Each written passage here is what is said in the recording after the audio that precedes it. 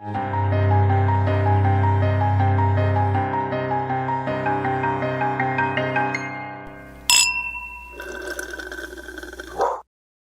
to And That's Why We Drink.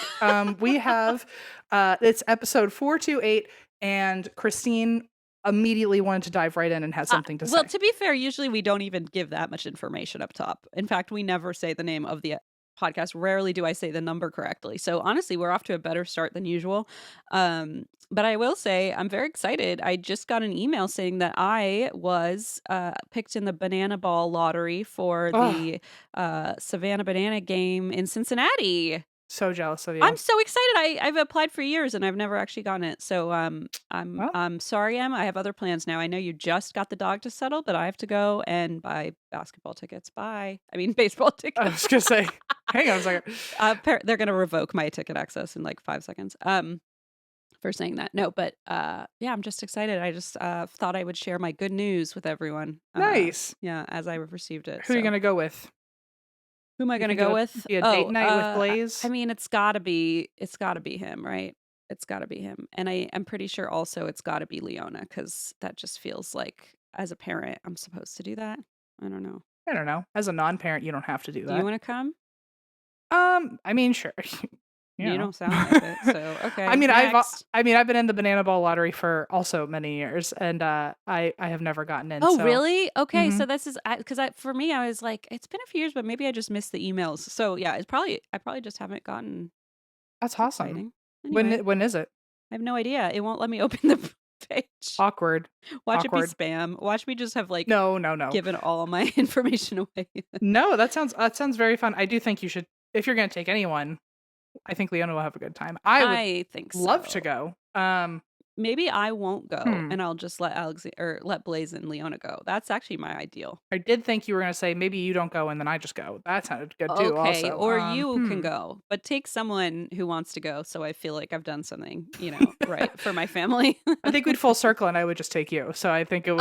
Okay, well then, honestly. Great. Sounds like a plan. Sorry, Blaze. Yeah, sorry. I got it. You didn't. Watch, he gets it too, and then they have other tickets, and it's that'd be just, hysterical. Like, so awkward. Here we go. Great news. It says you crushed it. They're so nice to me. I hope you get to win the lottery someday. Me too. Although I will say this is just for the. Well, let's see. Watch it be on a day we're touring.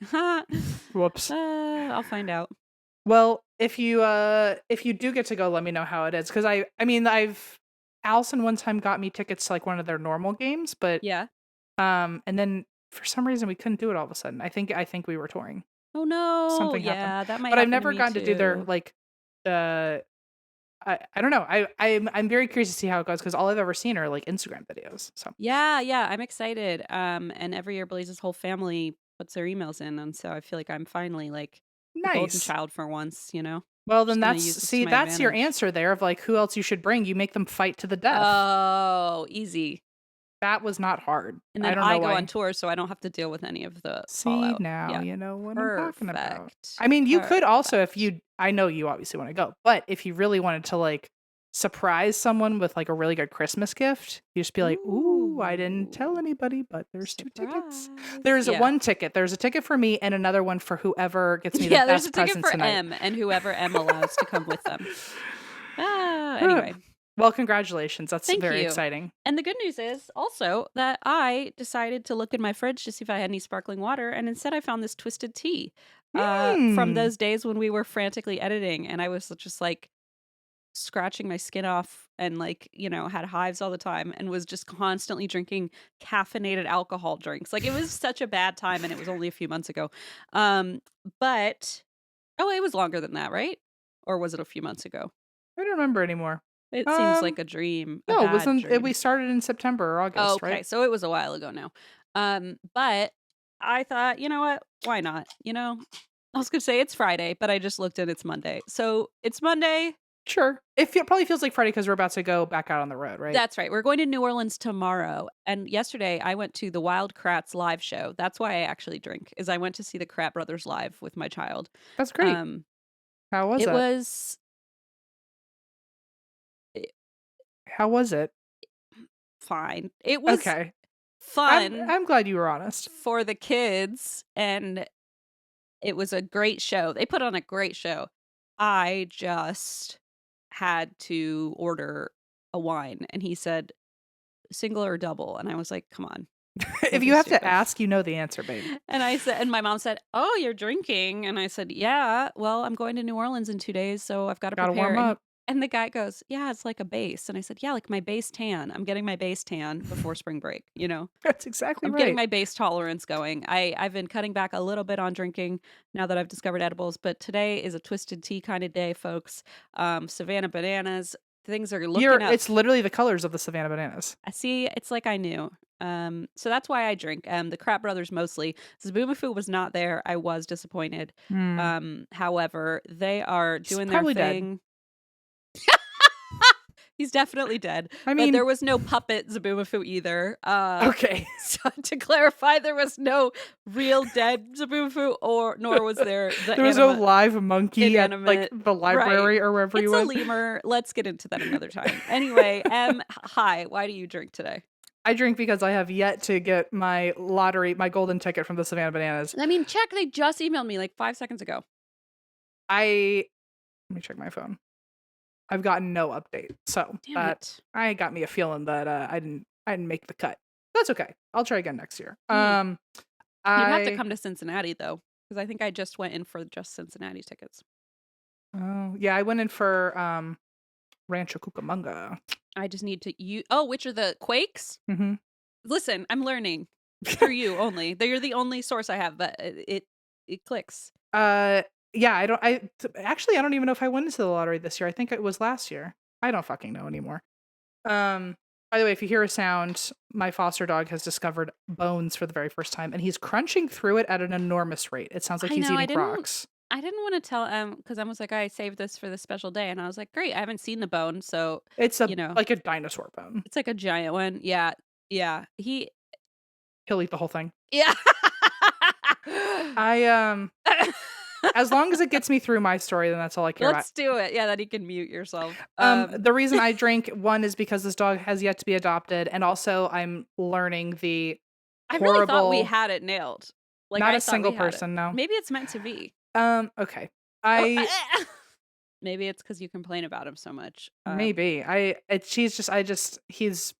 it's mainly that like I know we're gonna be traveling so much this year. You know Like what's it's gonna probably going to suck. happen? You're probably going to like train him through puppyhood until he's perfectly calm and ready to be Mhm. taken in by, Exactly. by a family.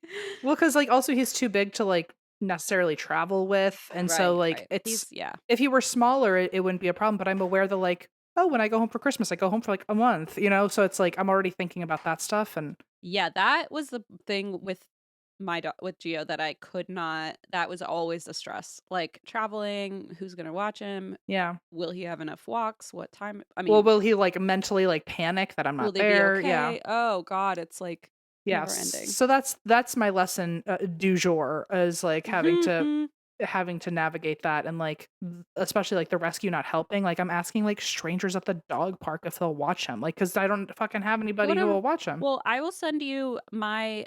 Did you know? I'll send Hmm. it to you right now because this is my favorite. I still miss this place. This is where I used to board Geo. It's the only place he would ever board because he would be too freaked out otherwise. It's in Burbank. Hmm.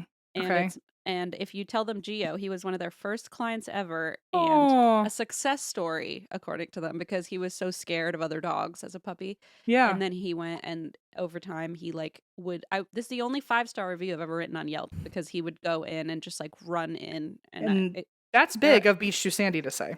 I know because my brother found the review one time and read it and it was humiliating. It was humiliating.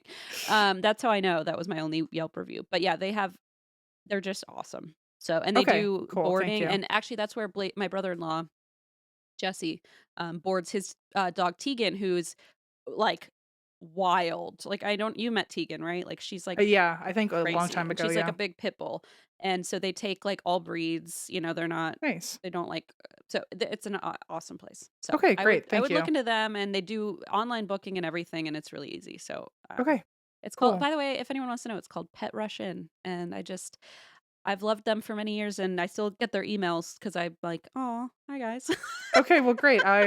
Yeah. I can't believe I haven't thought to, well, of course I haven't. You haven't had a dog. I'm like, why have I never recommended this place? Oh, right. Well, anyway, I the reason I drink in a good way is maybe because I will find a last minute place for him as of today. I'm literally leaving like tomorrow. So, or yeah, tomorrow. Whee! So it's The been, thing with a dog that's different, I think, is that with a child, it's like, oh, everyone's like, oh, we'll figure it out. We'll all figure it out. There's things built in. With a dog, it's kind of like you just have to look yeah. around and go, I have to wing it by myself. Like, I'm also terrified of like if I like take him somewhere, I don't want him to think he's been re-abandoned. And so like oh, luckily one of our friends Kai has offered to like stay in the house with him for a couple days, but that's only a couple days of like a week that I'm going to be gone. So mm-hmm. um Yeah, Rover does in-house boarding where you can have someone stay at your house too. hmm okay. Thank I've you. done that before, yeah. Okay. Or just stop-ins, like, Yeah, the you Soppins is know. what I knew of, but okay. Yeah, they have a situation or setup where you can just pay somebody to stay at your place. Dope. All right. Well, thanks, Christine. Anyway, You are that's why I so drank welcome. I because mean, it's finally, if you have kids finally. in 10 years, I hope some of my fucking I won't even remember anymore. This is also outdated for me because I'm like, I didn't live near Burbank since I lived in Glendale. It's just so weird. And I'm like, well, if you ever have a kid, I better remember something Please useful to tell you. remind me But of the daycare in LA when you're done. Jesus. Yeah, Yeah. right. I know. I don't know. And I drink my favorite drink, which is hard to find. They only sell it, I think, in like New York, What is or it? in neighboring states, is Stewart's cream soda specifically.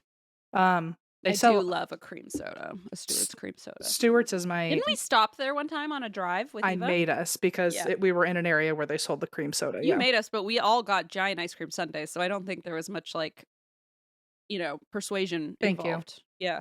Well, it's my number one favorite. It's a childhood favorite, and I never get to have it. But we were just traveling somewhere, and they had uh I found them in a store randomly, and I was like, oh shit! And I literally smuggled like 2 cases of them back in my suitcase. I So like how you say you smuggled them, even though it's like perfectly legal to take cream soda with you.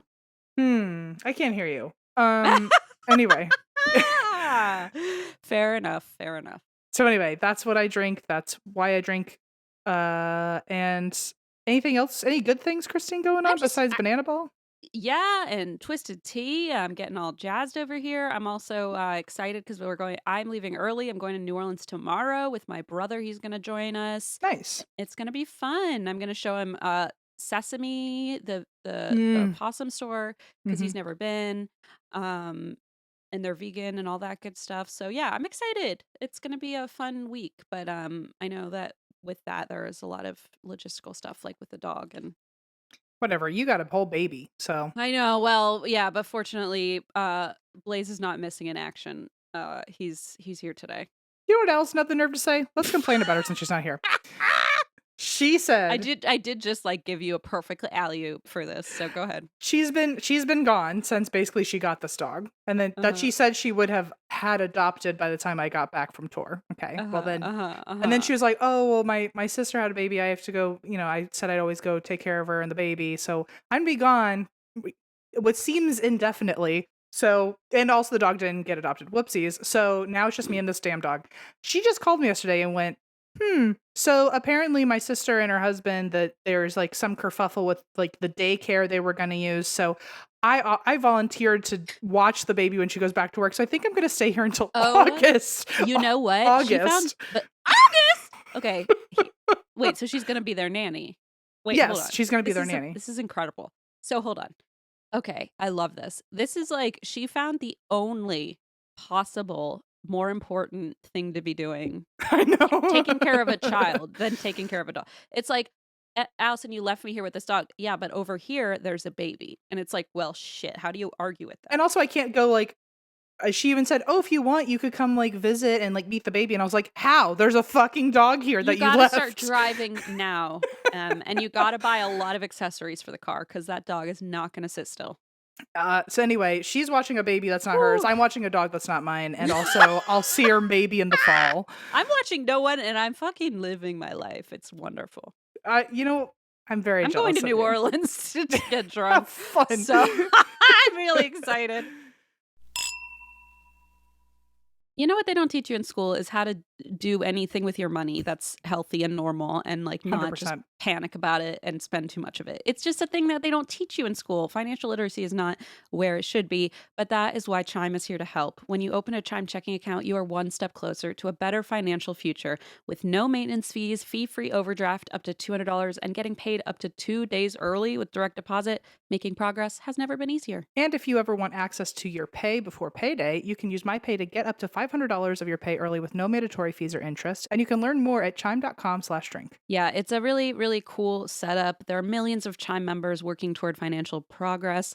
And if you have a Chime checking account, you can move forward with fee-free overdraft up to $200, which is awesome. You can get spotted on debit card purchases and cash withdrawals. There's no monthly maintenance fees.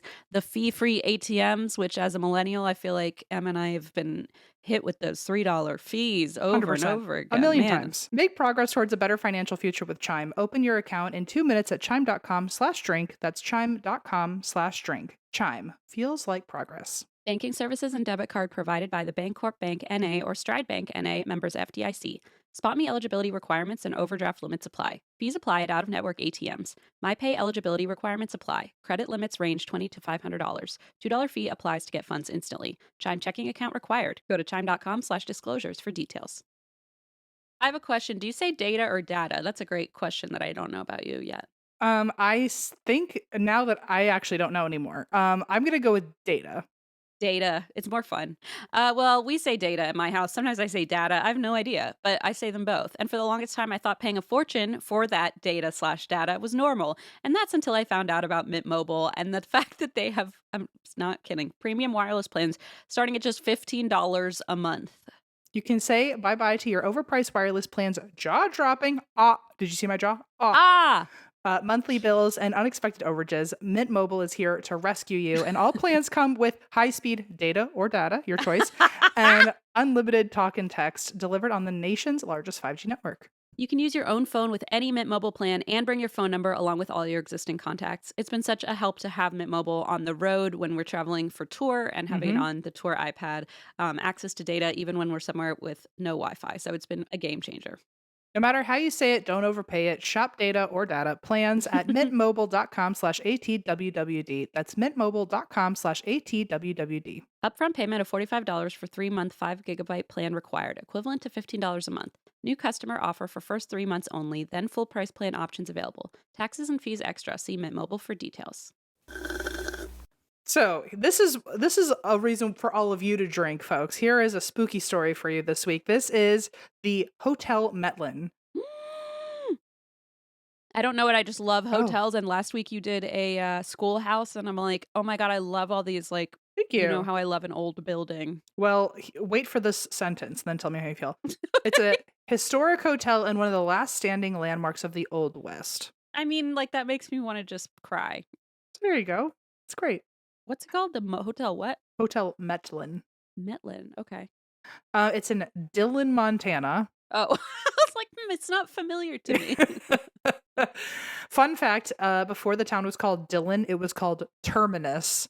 Oh, And what did they it was, think of? Why did they change it? What were they thinking? well, 4 months after they named it Terminus, they went, we need to change it. So they It was changed it ahead to of its Dillon. time, is what you're saying. It is very Terminator. Yeah. It is. It feels very futuristic. Yeah. It was, so the town was renamed after Sidney Dillon, who coordinated bringing a railroad into town. And as you know, in the 1800s, that was the biggest thing you could do for a city. That's bring in the where it railroad. was at.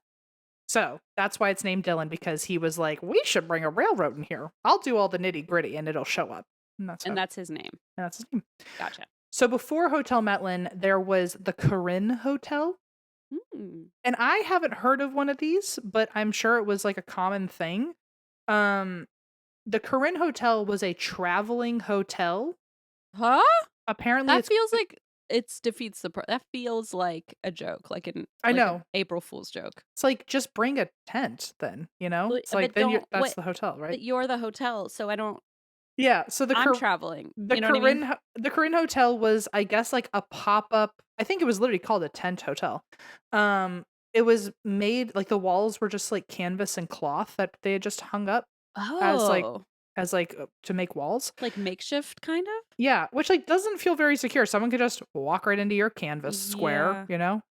But so yeah, it was called the Corinne, and it moved alongside the construction of the railroad workers. Oh, that's really smart. Okay, okay, So as okay. they would build I a, get a it. chunk of it, the Corinne Hotel would be there. Then they would move to the next spot. So that way, So I guess they whereas always nowadays maybe people have like a tour bus or like a truck with a sleeping yes. loft, it's like, oh, we had We had something that one guy with a backpack full of canvas, and he would just yeah. follow us And and we all draw had a out the lot same of rooms. trust in one another because we had to, that nobody would be poking around in each other's canvas. Yeah. But also, like, why would you call it the Hotel Corinne? It sounds like it should be called like the traveling circus or like I know. the tent Barnum next and door. Bailey's, yeah. Yeah, yeah, yeah. Junior. I I don't know why at all, but it sounds really makeshift and like kind of slapped together. Hmm. So the hotel, the Corinne Hotel, its final spot was in Dillon, Montana. Okay. Yeah. Got it. And so the hotel, yeah, the final spot for the Corinne Hotel was where Dillon was created in that spot on the railroad. But at some point while Hotel Corinne or Corinne Hotel was up, it caught on fire, which it was made of fucking cloth. So Yeah, that was bound to happen eventually. and that was in the early 1890s that it burned down. I feel like burned down is like such a dramatic way of saying like our shirts caught on fire. But Yeah, yeah. The um tent caught a flame. yeah, so a few years later a new hotel was built. I think because the railroad was finally like finished. And Right. so it's like, oh, well, now the people are going to be coming in here. This tale as old as time. Now we need the big train stop. So we should Oh have a no, we're hotel all right out next to the of train stop. canvas squares. What are we gonna do? Well, enter Joe Metlen. And he was a local businessman, as they all are. They all are. And as they all are, he wanted to build the main hotel of the city. So, of course, he put it closest to the train stop. Hmm. And like all the others, he wanted to draw in people and he wanted it to be the most luxurious hotel with all the modern day fixins. Oh, you don't say. I do again for the 428th time. Um, Okay, clarified. Asked and answered. so, it was originally called the Metlen Hotel and Saloon, and it was built Ooh. in 1898. And it is actually on the same spot that the Corinne Hotel used to be. Oh, So beautiful. it was 3 stories. Some sources said it was up to 60 rooms. Some people said it was like up to like 40 or 50.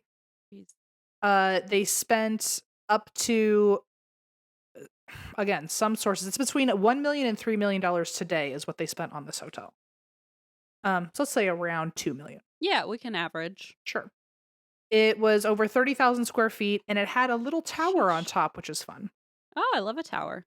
As for the modern day fixins, it also had plumbing, electric lighting, both hot and cold water, Oh my. heated rooms because they had a radiator system. I like how you say hot and cold, even instead of Don't all fucking cold. and sorry, hot. cold and hot. There we go. It's Montana. I feel like they probably had cold water right outside. Anyway, It's called just the kidding. stream, bitch. Yeah.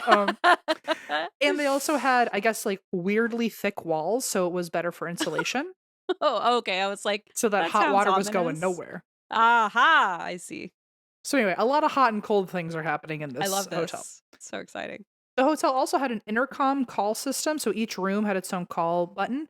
And Fancy. the original equipment is still installed into the wall. So I don't think it works anymore, but if you go in, you can see Oh, it. you know, I love like an old little button that used to do something or a bell. You know what fucking gets me going is when we Tell go to me. one of those hotels that has the old mail system where you can see the drop down on the wall. Oh, it's so cool. It gets me going. It's so cool. I just want to live. I just want to be an old house. I always forget that like maybe it's actually still in use, and then I watch people put things in there, and I'm like, oh, you just lost your letter. Oh, I what are you doing? No, I just mailed a postcard in there and it arrived at my home for Oh, Leona. So I can confirm not all of them, I guess, but I asked the front desk first. But yeah, that's really really cool. nice of you to have done that. You could have just brought it home and then like shoved it in your own mailbox. Well, I did think of that, but this is going to sound strange, but it was less likely that I would have remembered it to take it out of my backpack Uh-huh. than it was to just Mail it take through the an stamp, old system. but take the stamp from the front desk guy who was 4 feet away. He took it out of a drawer, handed it to me, and I just put it in there. I said, Okay. "Hi, Leona." And I was like, that was easy. If mailing things was that easy, stamps.com. Just kidding. That's not as weird as you think it sounds. I Okay, also good. would have done that exact same thing. Okay. I was like, because usually I just end up with all the postcards at home and I never mail them. But like, it just felt special that Leona would get mail while I was gone, and so Oh, that's I nice. tried. I tried for once, you know. That's precious. Thank you. Where were we? Oh, this place is just full of electricity. Great. By the way, fun fact. Even the White House got electricity only 6 years before this hotel. Oh my god, this is giving such, like, why does the schoolhouse get plumbing and I don't vibes? The way Like, that the that's been brought president up in doesn't get so many vibes? Yeah, episodes recently, like, it's everyone's got a wild. toilet except for, like, the average American Yeah. And the president. and the president. On top of this building being a hotel and a saloon, there was also a shop in there was a small gambling hall, there was a restaurant, and there were bars. So I think it was, like, the classic 1800s hotel next to a train depot where it's Uh-huh. like, this is a one-stop shop for the entire town, and it was Right. essentially trying to be like a public square. Kinda know what you're getting, yeah. So in the 1980s, really time traveling, almost Mhm. 100 years later, this place is officially on the National Register of Historic Places. But as the railroad system became more obsolete and there were other ways to travel, less people would check into the hotel, less people were coming through. So the hotel, as a hotel, closed in 2008, but the bars and the accoutrements stayed open. Mm. You just couldn't sleep there anymore. Okay, So okay, okay. the bars are still open and they have like a dance floor. The website like really boasts that they have like karaoke Thursdays and pool and Ooh. foosball. Love a foosball. Love a foosball. The hotel rooms for a moment transitioned into apartments, but I don't think that's the case anymore. I think now they're just empty, but they maybe like rent them out to like staff of the bars. Ooh, yeah, I'd be curious to see what's in some of the ones that haven't been touched in a long time, you know? Like, some that Well, have just been kinda left. Oh. I will say some of them have been renovated, and one of them was renovated to look exactly like the original hotel rooms did in the 1890s. Ah! I knew you would have that response. Ah! Give me The also the intercom, please. I would love if they had like even just like a reenactor like press the call I was gonna button. say, like, I don't even want to talk to anyone. Like, don't No, let anyone answer it. Remember I that just time want in to that watch. hotel in I just wanna watch. You remember that hotel in, it was Toronto or Vancouver? I think it was Vancouver. I forget, but we were at the hotel and you we took a photo and you were wearing your, like, insane it was Vancouver. You were wearing your insane, like, Canada superhero outfit. Hmm. Um, and we were sitting in those chairs and, like, I think you picked up the phone and it was like, "Front desk," or one of us did. And we, like, immediately hung up, and then they called the number back, and we all stared at the phone like, we didn't think it would work. Like, we were, like, such Gen Z nonsense. Like, for old millennials, we were kinda, like, staring at the phone like, "I can't believe someone answered that To be when we fair, picked you up." have to often press the front desk That's true. button. We didn't press a So button. We just picked it up, and they were like, "Hello, front desk. What can we do for you?" And we were I like, was like, Jesus "Ah!" Christ. Like, as if, you know, I Yeah. don't know. I don't know what we thought was gonna happen, but it was very unsettling. Well, this place has an 1890s room, and I do wish that they would hire just one person. It's like a one-man show of a living Yeah. history museum, and I wish they just made him Yeah. just live in that room all day, and I could just Oh, watch just him. to watch it. Yeah, that would be so cool. Well, the building had a lot of renovations done in 2011. That's the last time it did. And it reopened at that moment as the Hotel Metlen. But here's the thing, still didn't reopen as a hotel. It just got renovations done, I think, so like structurally it could remain as a bar and remain as Okay. like a dance floor. So it's still a like defunct abandoned hotel. It just has other buildings attached to it or other Oh, I see. businesses attached to it. Um, but that's kind of it for the history. So as for the ghosts, Mm, they say that there's a spirit of a man upstairs, who has told off investigators he doesn't like. They've gotten EVPs of like "fuck you, get out," the classics. the usuals. The usual. Speaking of usuals, who could I possibly mention as a ghost? Here's a lady in Hmm. white.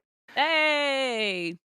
She is seen at the bar. She's seen floating on the dance floor. She's really vibing. Love that. Oh my Apparently, god. she's very peaceful and vibey and smiles and is You never kind. know. Wait, was she a woman in red or white? I forget. White. Oh, okay. I was gonna say with a woman in red, you never know I what you're gonna know. get. A woman in white is usually pretty chill, I Hmm. feel. I feel Yeah. like she doesn't even know that she's a trope at this point. She's just Right. living her life. She's living in it. Lady Oh, in Red wants the attention she for sure. knows what she's doing. Yeah, for sure, for Sultry. sure. Yeah. Oh, big time. She's the salsa dancer on the emojis. Now you understand what I'm saying. I fully do. People have seen her also in bathroom mirrors. Yikes. Uh-oh. And she's also been seen directly above the bar, which happens to be room 19. So I think they think room 19 is haunted when I it thought seems you meant like like above the bar, like she stands on the bar, and I was like, oh, I had her pegged all she's wrong. actually Spider-Man. And she I just thought like, oh, crawls around. the lady in red's gonna be dancing on the bar, but here comes lady in white just climbing on up, proving me completely wrong. I don't understand what it is that she like teleports only like vertically, Yeah, but apparently people strange. see her in room 19, and I wonder if the room above room 19 also has activity. Could be interesting. Yeah, maybe I don't that's know. just her little plot of land. She just likes the up and down of it all. I get it. In the back bar, there's a second woman, and she has a black bonnet on, and people think that she might be the previous owner's wife, still supervising the building. Mm. Um, and then there's also an apparition, your favorite, of a man in a cowboy hat. Oh, you know I love it. I mean, I was hoping with Montana. I would hope that he's the one that people would see in that reenactment we've discovered that we created. Yeah. Yes, that we invented in our heads and does not exist. Yeah, I hope he like just absolutely. takes his hat off and hangs it on the hook, and he just Yep. sits there and does a deep breath. He just goes after And all of his travels. imagine the boots, just Oh, one at a time, oh, you the know, just boots, really nice stuff. the boots. Really smoothing, Um, smoothing, really soothing and smoothing. for some reason it is though. Um, people also smell cigar smoke in the bar area, but also it's a bar area, so like maybe it's like Yeah. present day smoke. Yeah, it could just be like when you sit on the cushion and it like poofs Yeah. a cloud of air. Like on a school bus and like all the old Oh my residual god, yes! dust. Ew, ew, yeah, gross. Well, people have also had items go missing. They've had items moving on their own. People have literally seen items levitating a couple times. People have heard voices, stomping, knocking, spurs scraping the floor, Ooh. furniture dragging, and then the doors not only opening and closing, but locking and unlocking themselves Oh, first. I don't love that. Okay. Hate that. Yeah. My favorite, one employee found a bunch of steaks that he just put in the freezer, placed themselves down the hallway. Wait, on the floor? Like he put them in the freezer, and a couple minutes Uh-huh. later, he was walking down the hall, and all the steaks were on the hallway floor by themselves. What Isn't the that fuck? disgusting? Also, like now Yes. nobody can eat any of that steak. Now it's like, what the fuck? Now what do I do? That's a lot of expensive food. And it was elk steak. You know that was That expensive. shit is definitely very expensive, even in Montana. One group decided to use a Ouija board here, of course, and the Mm. first thing they got on the Ouija board was, "I don't want you here." Okay. Okay. Very Noted. direct. Noted. Yep. This is my favorite. This is super creepy. A Uh-huh. group was in that little tower I mentioned. They were in the Uh-huh. tower room. And when they went in, all the windows were closed. By the time they left, they noticed that all the windows had quietly opened themselves and no one had noticed. I just got chills. Isn't that That's disgusting? horrible. And the fact that like nobody heard it, it's not probably not a big tower, right? Like you would No, have. it's not. It's like a room. Like, but also, how weird is that? That like I just got chills. I know, me too. Why? I don't But know. That's just creepy. you know that whoever did that thing where like it put blinders on them so they wouldn't even notice. Yeah, yeah, Like, yeah. Where it didn't like want them to know. or it just like Ugh. happened Ugh. without movement. It just like they just like shift it, in Ugh, time and space. gross. Although eerie, as many of these activities are, Mhm. according to interviews with the press, people who work here have said that the ghosts are mostly kind. Mostly. Well, that's a concerning word. However, the third floor is said to have darker energy. In fact, the third floor has been closed off and padlocked for decades. What? Allegedly, because it's so haunted that it wasn't safe for people to go into. Hmm. It's Okay. like they, I guess, had access. They could go in if they needed to like change smoke detectors or whatever, but they just padlock it for like all They're intents and like, purposes. "Hey, it's super not safe and bad in here. Oh, but you are an electrician or you need to change a light bulb. You're an You need a admin ladder to stand assistant. on? Okay. Yeah, okay, bye. We're gonna close the door behind you." Oh my Imagine god. being the electrician and you watch them unpadlock the room first and then they go, okay, go in. And then they're like, "Okay, go," and then they run away. Yeah, I feel like that's not good. Nothing good. So anyway, they say, oh no, all the ghosts are fine. We don't have any like terribly scary experiences. However, the third floor However, allegedly is terrifying. as long as it's like contained to a space that I can actively avoid, that's excellent, Like that's Yeah. fine. That's fine. Well, guess who hears about this locked up third floor and has to check Well, it I out? wonder, who could it be?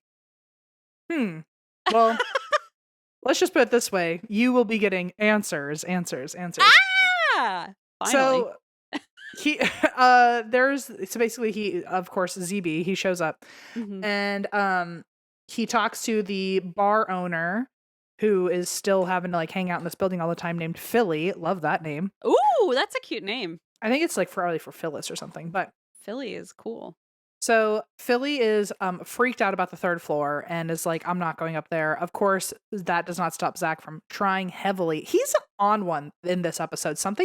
His energy is crazy. Oh boy. He's really pushy in a lot of ways. Oh no. He's already that at a base level. You know when he like mansplains, like there'll be a whole bit where the whole thing is him just mansplaining something to you. Like a dream is when do you think like, like he's explaining things that aren't necessary. And then at the end you're like nodding along like duh. And then 2 seconds later you're like, wait, I don't even think that's right. Like it's like, wait a minute, what are you even saying? There was a lot of that in here. Like he did a whole bit on like explaining how museums are like I think he said museums are like a ghost hunter's dream because that's where you can access all the history of There's any old item. artifacts inside it. Thanks. Yeah. And then he talked about how he used some fishing analogy about how you can fish for attached Anyway, he was in a different headspace this time around. Clearly. So he's like, Philly, you have to go up to the third floor with me. And she's like, I'm literally not going. And he's like, but you have to. And she's like, I'm not going. They get to the second floor. And Philly's like, yeah, well, I was up here. I was cutting carpet in the hallway one time. And then I saw this massive shadow behind me. And I got so scared I accidentally nicked myself with a knife. And then, of course, this is what he says after that. This is a quote. What we want to know is this something... Oh, sorry. Hang on. I have to get in my own head. He doesn't speak total English, so I have to like figure it out. We haven't given you like the trailer you usually need, your private trailer, to like get in character. I'm sorry. Okay, so thank you. Imagine Philly is just scared and just like nicked her knee. I mean, it sounded like it was a bad cut, but still, like those rug cutters like suck. Like they're like those X-Acto knife. Yeah, so you cut yourself out. Okay, and you're also scared. Yeah. What we want to know is if this something influenced her to do so. Does it feed off pain and blood from the living? What? Wait, she didn't say She didn't say I sliced my own knee open. She said she got scared, right? He makes it sound like she was possessed and like stabbed herself with a box cutter. Like he's really, I mean, like it's one thing, like we talk in hyperbole, we're Geminis, but like, man, sometimes he takes the truth and goes in a direction that I go. Does it feed off the blood and the pain of the living? Does it, Zach? What the fuck? You tell me. Go back to talking about museums for a second. And also stop asking hypothetical questions just because there's no real answer. You're scaring everybody. So then the bar manager, not the owner, but the GM who just runs it, his name's Bailey. He said, this is actually very creepy. He said one time he was working the bar. It was a completely full night. It was popping. And then all of a sudden he sees this dark cloud come over him. And then all of a sudden nobody's in the bar anymore. What? And like as if time shifted and it only lasted for a couple minutes. It sounds like he like blinked and all of a sudden everybody was back. But in a moment he was like in a liminal space of the bar being totally empty. And then they came back? Yeah. I thought it was like maybe he had a fugue state or something and was dissociated for a few hours and then it was just closing time. It might have been that. It wasn't clearly explained, but it's one of those two things. Either of them I hate. It's not good. He then also said, this I'm sure just like got Zach going all the way through. But Bailey said, like, it's possible I was possessed. You know, Zach. You know why? You know why he said that? Because Zach said, but is it possible though? But is it technically possible? Is it technically possible? And he said, I guess it's technically possible. And they said, nailed it. That's exactly what happened. Oh, I didn't even think they would have shown that part. Okay. No, sometimes they don't show it. Yeah, you would think they would cut all that out just so Bailey could say I was possessed. Exactly. But no, Zach literally said, do you think it's possible that that was nuts. a possession? And then Bailey said, I think it's possible. He's a total nutter. He asks that every time and then people are like, I don't think so. And he's like, but is it literally technically possible? And it's like, okay, are you a 7th grader? Like Zach also said, could the blood and the pain, could it be feeding off that? I bet he asked Philly and Philly was like, no. And then he just used it as a phrase later. But could it technically? No. Yeah, he was like, we'll just say it in a voiceover later when you're not in the room so I can say that Aaron, sentence. just write that down because it's really good. Yeah. So Bailey's also been hearing growling in his room because of course he lives here. And not only that, he's the only person renting a room right now in the whole building. God help me. So he sees himself as like the caretaker. Yeah. I think in one interview he even said, like in The Shining. And I'm like, No, okay, come relax. on. Yeah, mm, So he lives there by himself and he started hearing growling in his room at night. mm. So, of course, they have to investigate that as well. Um, so back to Philly, who owns the entire building, I think, right now. She says that the previous owner was her friend Dorothy. Dorothy also lived on the property at the time and died here in her room that she lived in. And she would also experience things. So even Dorothy knew this place was haunted. So Philly says one time before Dorothy died, I guess she had like a terminal illness. And Dorothy said, "When I go, what's something that you want of mine to have? Like, what should I put aside for you?" And Philly said, "Oh, Dorothy, when you go, I don't need anything. I just want you to give me a sign that you're still with us." And Dorothy said, "Okay, I'll break a glass for you." And then Aw. a couple days later, after Dorothy died, in the room where Dorothy died of this building, Philly hears a glass slide itself all the way across the bar and then shatter. Whoa. During this interview, the team even got an EVP that is like weirdly clear, and Philly was like, "That's Dorothy's voice." Oh my god. Um, It's always so interesting to see people who knew the yeah, spirit. You know what I mean? Like, who had actual she did. lifetime experience with She that did person. seem really actually freaked out. Yeah. Wow, that's crazy. Bailey, then the one who's living there right now, uh, he says that at night Dorothy actually comes to his dreams. Oh, good. She's busy. And Bailey says, like, I think she's saying thank you for taking care of the place now that I'm not here. Of course, Zach has to interject and he goes, "Well, she's coming into your room and I know you shower up there and who Oh else my who else knows god. what else you're doing up there?" And she's coming into your room. What do you mean? Like, the things any person does in there. Stop being weird. So, poor Bailey was like, "I think God. she's just grateful," but Yeah, like, I'm trying to respect her memory. Don't make it weird. So the next day they are back in the building and they're shown all these items that construction workers found inside the walls, and Oh. during it's like coins and a cup and spurs, which is interesting. Ugh, But I would die. they while they're looking at this stuff, they actually heard a sound come from the area where these items were found. Zach makes a big deal about it, and it's not that insane. But it's fun to watch. You would have gotten a kick out of watching him like way overreact. Oh, I would and I will later today. So don't worry. Well, by the way, if anyone wants to know, it was on Discovery Plus specifically. It's season 16, episode 7. Everywhere else, it's a completely different number. Okay. It always happens like that. I don't know why. Well, so while setting up for the night, Billy hears someone whisper in his ear his name. He hears his name. Everyone hears a loud bang and then a scream, which is actually really creepy because they're all in the same room A watching. scream is wild. Yeah. They're all in Nerve Center together and watch it from a camera in a different room. And you can hear like bang and then a scream. It's Like, very it's creepy. especially with like a bang or something, it's like you can always sort of write that off as like a car backfiring or like something falling, but a scream is like obviously a distinctive human sound like Mhm. that. Unless it's, something like a mountain lion, but it seems like probably not inside the hotel. I don't know, it's Montana. Maybe they I have mean, you something. know what? Good point.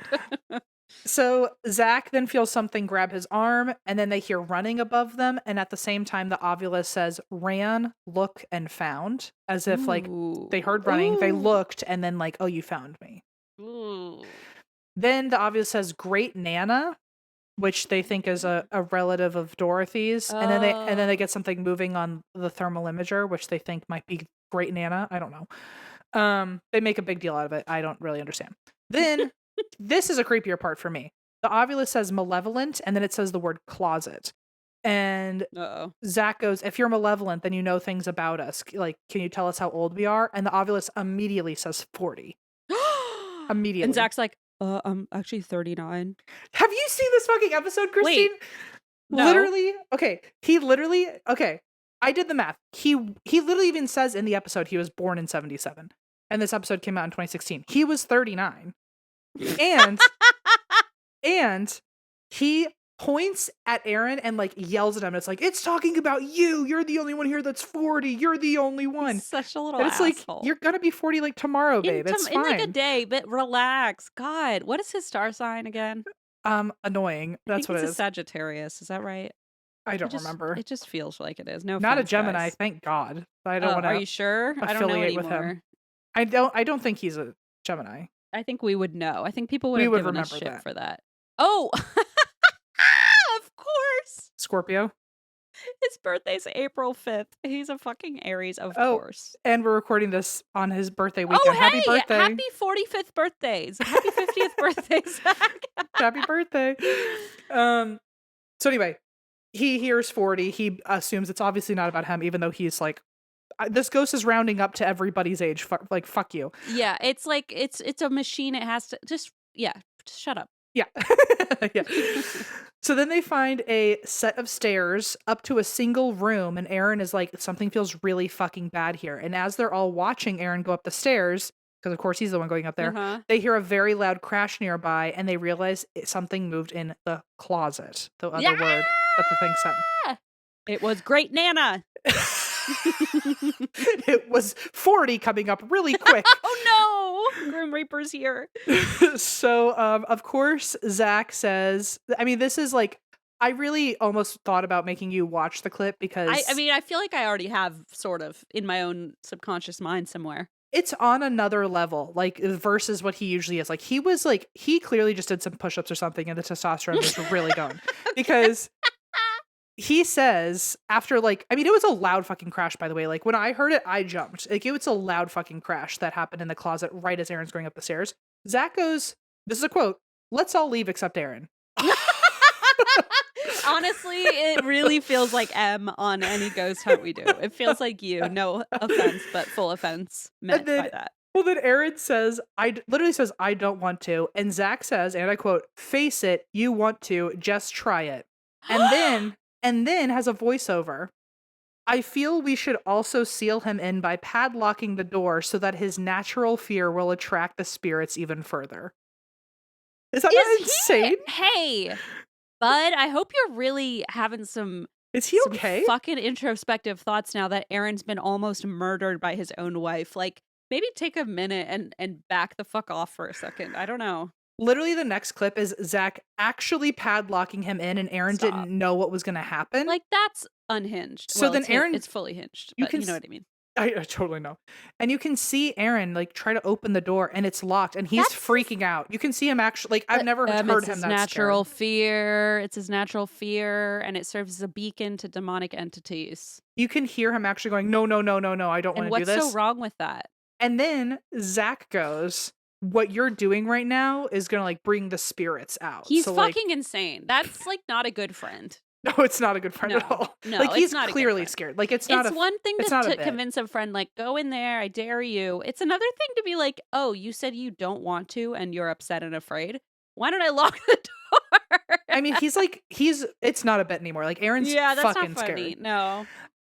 And then Aaron is like up there by himself doing a spirit box session. He's like, "I'm scared to have my back against any of the open rooms. Should I be scared?" Spirit box immediately says yes. Aaron starts smelling sulfur. He starts seeing things. Like he thought that like they came back, and he was like, "Oh, you guys came back," and there was nobody there. He starts hearing a rumbling sound. I've never seen him so scared in any episode. He was actually like, "I want out of here so bad." On his way out, they realize that there's a random bowl sitting in the middle of the floor, like a cereal bowl or something. What? And they never put it there, and they're realizing the rumbling sound Aaron heard might have been it rolling towards him. Ew, I know exactly that sound. Yeah. What the fuck? They then decide to go to Bailey's room because remember he was like, "I hear growling." So they use your favorite, the paranormal puck. Badass. Which lets you, I'm not kidding, text ghosts. Yeah, it's my favorite thing and it really works. Well, so they text, "What or do you like that Bailey lives here?" And then they got a text back saying necessary. Oh, interesting. So they've kind of come to that agreement at least. Okay. They say, "What is your name?" They get the response, "Help." And then they say, how can we help?" And then it said phone. And then they hear footsteps in the room, which seems to distract a lot of people. Yeah, they're like, oh, the ghost is like, "Damn it." They ask what their name is, and Puck says Karen. Then they get the words tub and crossover, so they think that someone named Karen died in the tub. Okay. Sure. Okay. I could see Again, that Mad Libs. Yeah. it has no context to the rest of the story, and they made a big deal out of it. Then Zach apparently has woe is me, no energy, and needs Oh Aaron to God. lift him up so they Oh can go outside God. because his He's like energy. that kid at the sleepover that was sometimes me, where it's like you're clearly just mad that no one's paying attention, or you feel left out, so you're gonna like act out. I feel like he does that so often, and I recognize it because it's something that I used to do, and I don't respect about myself. And I see it, and I'm like, I know what you're doing. Like you just want more attention on you. It's just wow. I feel like there was one friend in my friend group who did that quite often growing up, and I remember thinking, "You okay? What's going on Yeah, there?" no. I mean, as someone who did it maybe once or twice and then was like, "Okay, this actually is not the way to be." Like, no, it's not. Yeah, it's definitely there's something going on there. Well, Zach doesn't. He's like, I can't get up. Aaron, help me. And then like he needs Aaron to lift him. First of all, Aaron's been through a lot. Let's put it that way. Why do Mhm, you need help getting up all of a sudden? Like mhm. after, first of all, if my fucking friend padlocked me in the floor that I was terrified of, and then he's like, help me up, I'd kick you again while you're I'd be down. like, "Yeah, I'll help you right back into the padlock, you Yeah, asshole." I'd be Yeah, like, get you your go fucking back self there. up. Like, talk about whose energy should have been sucked out of their soul today. Me. I was upstairs, not Yeah, you, for sitting here real. texting a ghost. You're texting a ghost, relax. So then literally all of them, I've never seen this happen, but they were all too scared to go in the basement. They were all I've too never seen scared. that either. So Besides no, I've never seen that. they're even laughing about it. They're like, I'm too fucking scared. So they decide that they're Whoa. gonna pull straws and someone has to go down there by themselves. And guess what? Aaron is still part of this pool. Like, shouldn't he be Oh, exempt? he should get exempt. Yeah, he should be exempt for sure. Well, so Jay has to go down. Okay, I was gonna say if Aaron pulls it, it's bullshit. I don't believe this for a fucking second. Okay, at the very least. On the way into the basement, I don't know what Jay's deal was. Like, he was acting like something was up, but I also feel like maybe he was trying to dramatize it so he didn't have to go in the basement. I mean, he's not usually on camera solo either, so I wonder if he's like, okay, here's me going solo. Like, Yeah. he's not usually like the only character on screen. Well, so Jay has to go, and on the way into the basement, 2 different times in the dark, he, like, falls because it's so dark, he doesn't know where he's going. Because it's so haunted. Yeah, well, he's acting like he fell and, like, broke his shoulder or something because he falls and he goes like, "Ugh," and I'm like, "What's your deal? Like, get up." Are you on your deathbed? But so, yeah, he was acting like he had the flu and had to go to work or something. But so he falls on the way to the basement, then he gets in the basement, falls again in the basement, and at some point, like, they're just like, "Whatever, this guy's, like, either faking it or doesn't wanna be down there or, like, can't fucking see."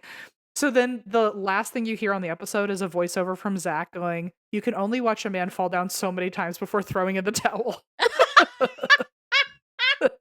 He's such a dick.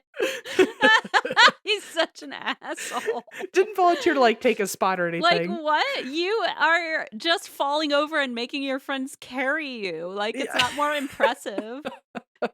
He's like, "Oh, God. help me get up."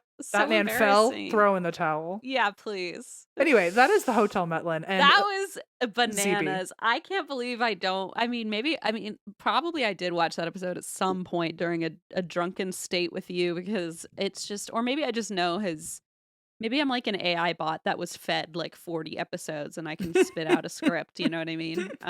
It was weird how accurately you predicted multiple things. I know. I like to think it's because I've seen it, but it might also just be I know too much about him. It was odd. I feel like next time I should just give you a blank slate, and when I say, Yeah, "There was an episode, what happened?" and you we just can tell Mad me. Libs it a little bit, and I'll try to fill in the blanks. Yes, Yeah. please.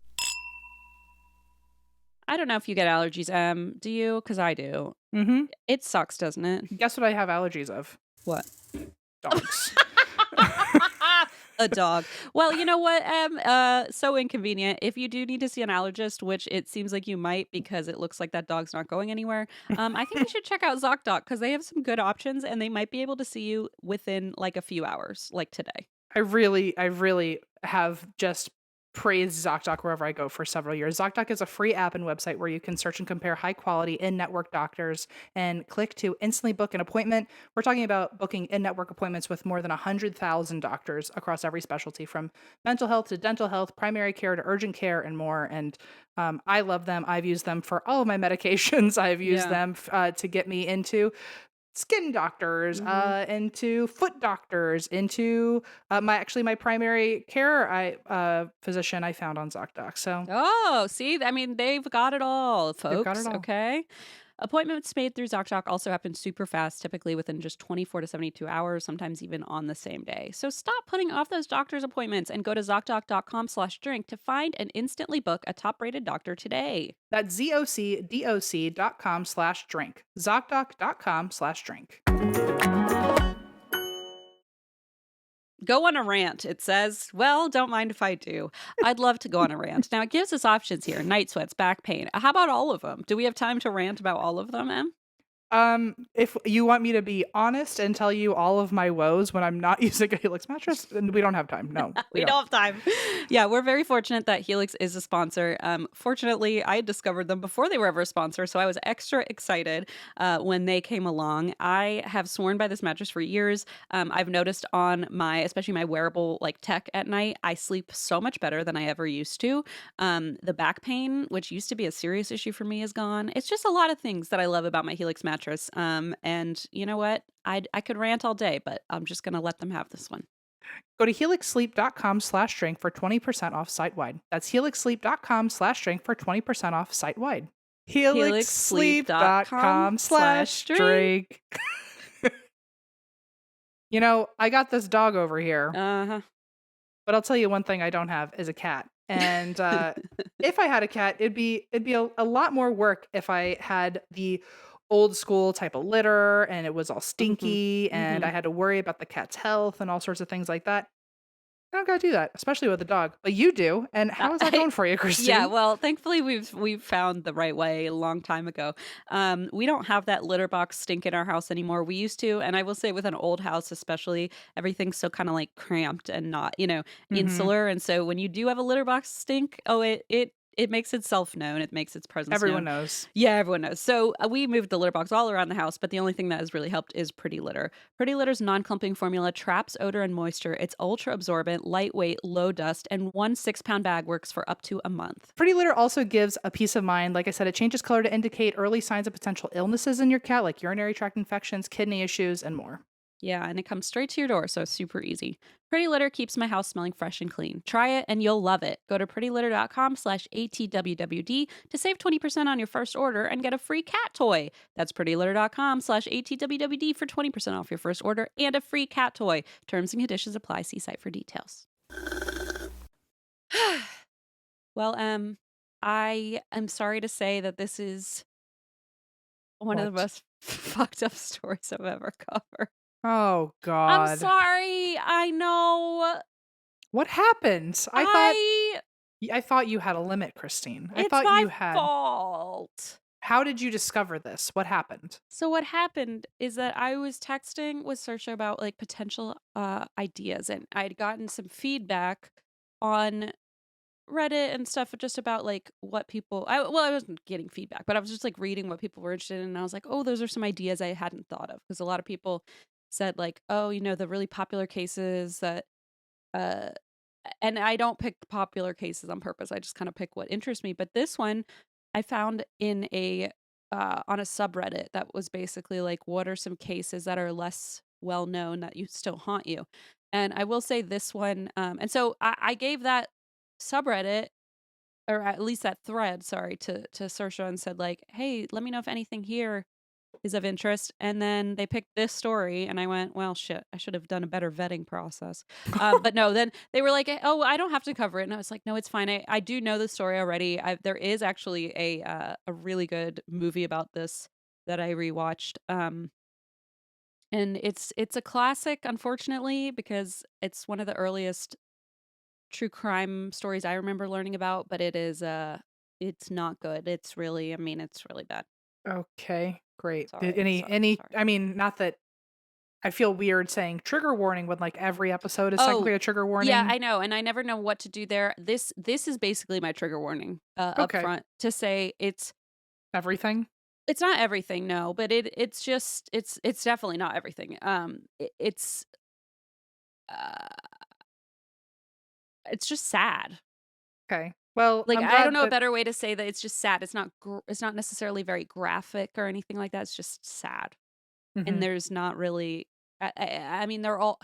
See, this sucks because like, of course, they're all sad. I don't mean No, that. yeah, you don't wanna compare stories, but this one is No, more intense this than one maybe might be it's more upsetting just because it's like it's of a different caliber than there. maybe Yeah, what you usually talk. yeah, yeah. The jokes have stopped for the episode, is what you're saying. Mm-mm, No?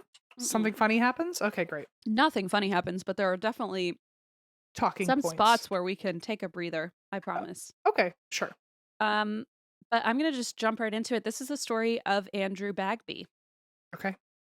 David Bagby, we're starting with his dad, Mhm. David Bagby. He met his wife Kate in Long Beach, California in 1967. He was finishing up his naval service and was ready to go to school for engineering. Meanwhile, Kate was only in the US temporarily, or so she thought. She had left her home in England to tour the world as a nurse, and she was going to end up back in England, that was the plan, as a midwife. But one day, while in Long Beach, California, she and a friend decided to go to Disneyland. They didn't wanna pay for the tickets, who does? So they Yeah. found 2 guys, 2 cute guys who would be willing to pay for their tickets, and so she ended up Mm. on a blind date with David. Okay. You know what? That's a great story though, but Okay, also ready? Ready? Last part? oh. They were married 5 months later. Aw. Isn't that nice?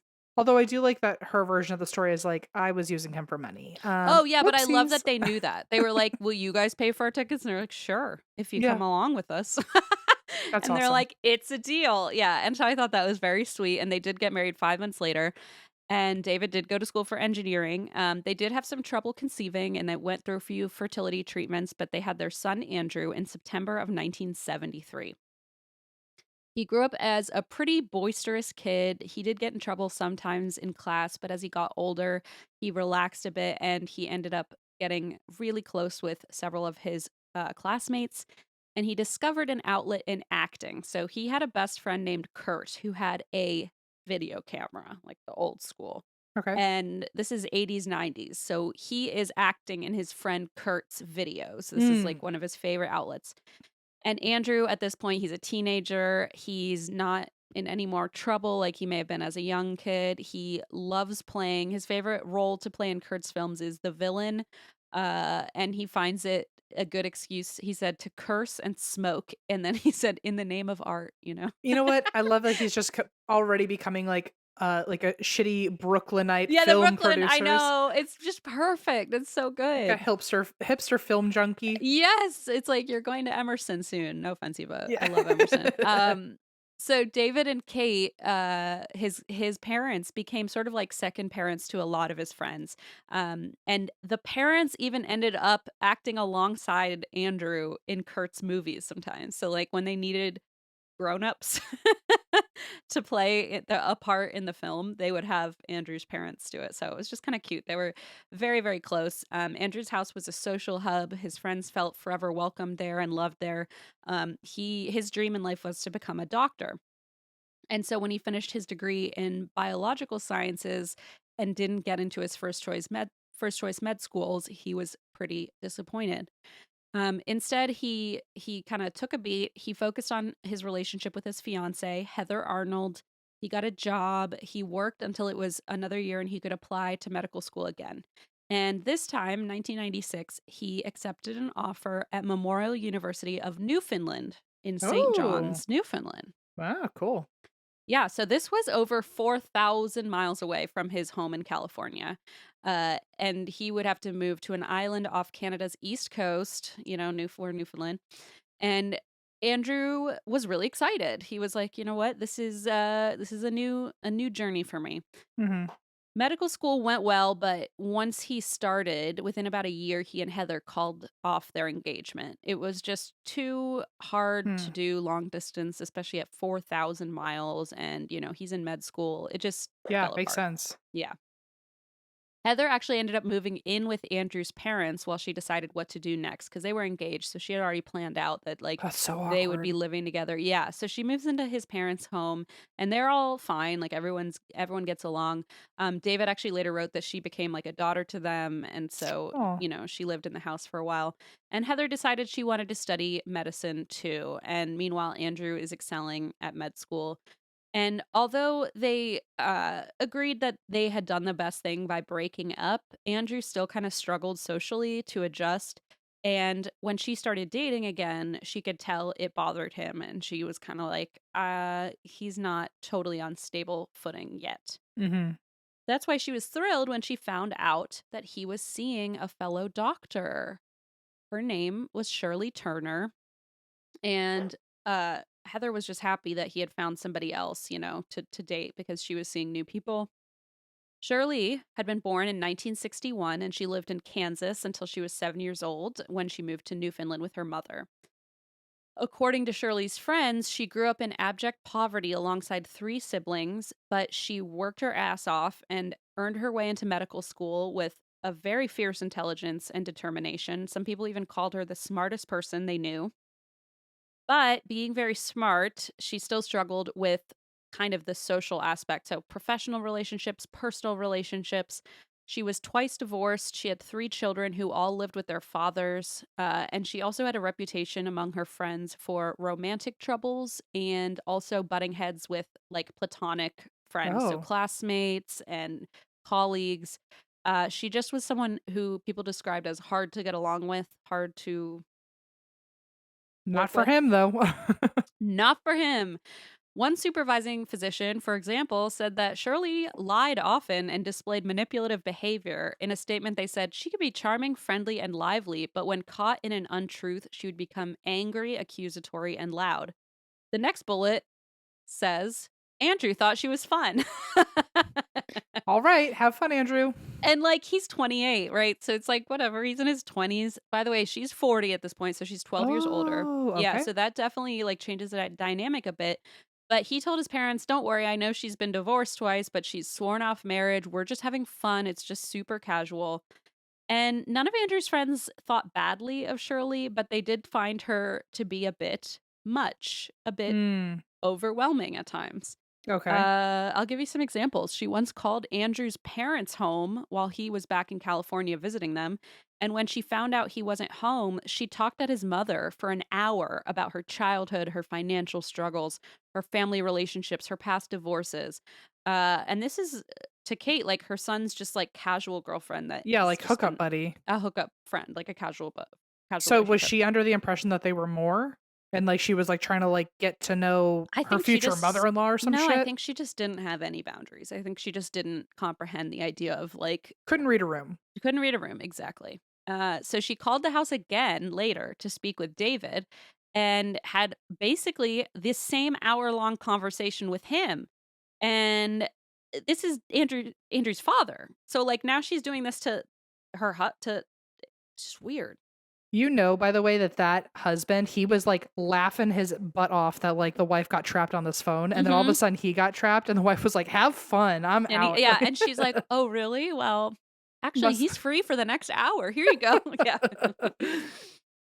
And so apparently she did the same thing and he had to like make up a lie about getting off the phone to just hang up.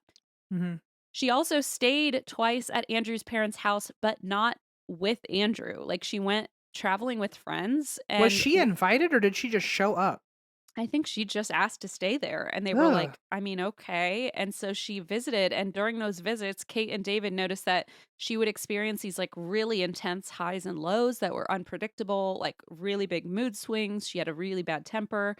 According to David, while they were staying at his house, she once got so angry at her friend at dinner that she stormed off and left the table. And then Kate later found her sobbing in the bathroom, crying to a stranger that she'd never met. Oh, she's got something going on for sure. She Okay. just lacks all emotional boundaries. She seems to unload her stress on everyone she comes into contact with. And so, of course, as we can probably predict, as time goes on, Andrew's friends start getting worried about this because they're like, why are you with this person? Well, also because it's like I never know when she's just gonna show up and ask I me for a place to know. stay or talk my head off. Exactly. It's like she's not a great person to have around, and she's certainly not like a great partner romantically. And So I don't also, really. you would think, like, if it were the 40-year-old dating the 28-year-old and the 28-year-old was having these Right. things, you It's might be like, "Oh, totally. you have some growing to do." But It's like when a you're more immature partner in the group. but when the Yeah. 28-year-olds are all getting together, being like this 40-year-old has something Mm-hmm. going on, like Mm-hmm. that's an extra bad sign because it's like, shouldn't you? If we I know, you agree. should know. Like, he's still in med school. She's an established doctor, you know? It's like she's gone through all the stuff that kinda you do as you're, coming of age and the Mhm. stress of med school and all that. And, yeah, apparently she just was not a fun person to be around. So his friends start getting worried. At first, they just found her annoying, but eventually they were like, okay, like there's something clearly wrong here. So Andrew, meanwhile, has finished school. He's begun training as a surgeon in New York. And he decided during this time that surgery in New York was not for him. It was just way too much. So he ended up moving to the town of Latrobe, Pennsylvania. Hmm. And he did his residency training there in family medicine. And this is what his calling was. Like, this is he thought, okay, surgery was not my bag, but family medicine, set hours, seeing the same patients, he just really loved it. Mhm. So he thrived here. And in just like he had in California and in Newfoundland, he made friends in Latrobe with classmates, with colleagues, and they really, really got along great. Everyone loved him. People gravitated toward Andrew. He was kind, funny, creative, generous. One friend said in an interview, he wasn't a saint, but he was a hell of a guy, which I love. Okay. That you know what? That's exactly the type of people I wanna be friends with Doesn't anyway, it so feel like, yeah. wow, that must be someone fun to invite It's over like, for you a don't gotta dinner be perfect, party? but you gotta be fun. Yeah. Gotta be interesting, right? Yeah. So, despite all this, Andrew struggled a lot immensely with his self esteem. His friends told him that Shirley just didn't seem like a good match. Like, they were so gentle and like kind with him and said, we just don't think that she may be right for you. And he said, yeah, I don't know if she is, but I don't think I would find anyone better. And they said, you're, Oh. you're Hmm. young, you have so much. You're a doctor, like, come on, but he just kept saying, I don't know. I don't feel like it's worth breaking up with her. Um, Hmm, this interesting. whole yeah, it's kinda strange, and this whole time, Shirley was living and working in Iowa, and they were actually having a long distance relationship. Occasionally, they traveled together to events, like, if Andrew's friends were getting married, he would, invite her as his date, and that was especially important because Andrew tended to be everybody's best man because he was that friend, right? Where it's like, That's nice. oh, yeah, which I kind of love.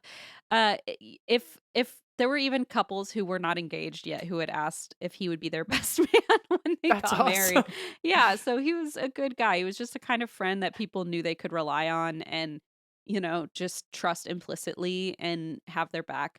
But Shirley, meanwhile, became increasingly at odds with Andrew's friends, and she started to cross some major boundaries. Not that she already hasn't, but Right, but, like, what the hell is a major boundary if all the other ones I have been know. crossed?